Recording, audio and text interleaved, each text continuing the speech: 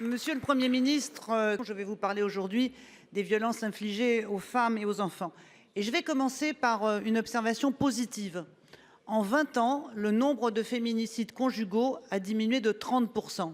C'est important de le souligner car ça prouve que la mobilisation de la société civile, des associations féministes et des pouvoirs publics obtient des résultats. Cependant, le nombre de féminicides reste dramatiquement élevé. Nous devons intensifier la lutte. Il y a un an, une coalition d'une centaine d'associations a proposé une proposition de loi intégrale. Il y a 3 jours, une coalition transpartisane a relayé cette proposition des associations et a déposé une nouvelle proposition de loi. La ministre chargée de l'égalité a elle-même annoncé un dépôt de projet de loi regroupant l'ensemble des propositions et du travail qui a été effectué autour d'elle pendant plusieurs mois pour déboucher. Monsieur le Premier ministre, aujourd'hui, c'est nous avons besoin de vous entendre. C'est vous que nous voulons entendre. Je sais qu'il est de tradition que vous répondiez au président de groupe.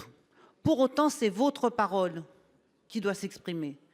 Nous voulons que vous disiez que vous-même, vous êtes personnellement engagé pour que ce projet de loi aboutisse et que vous allez mobiliser tous les ministres, éducation, santé, justice, intérieur et budget, bien entendu. Car on ne protège pas les femmes, on ne les reloge pas, on ne condamne pas les auteurs sans moyens financiers.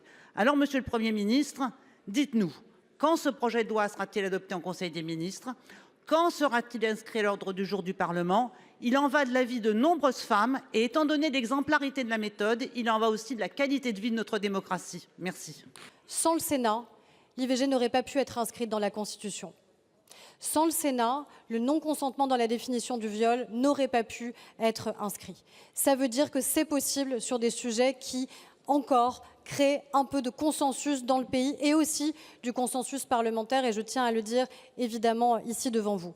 Nous avons des textes qui sont en cours de discussion sur la question du contrôle coercitif. Ça a été voté à l'unanimité d'ailleurs au Sénat, et nous avons en effet ces travaux transpartisans qui ont émergé. Nous avons en effet une cinquantaine de mesures de consensus qui ont émergé entre l'ensemble des parlementaires.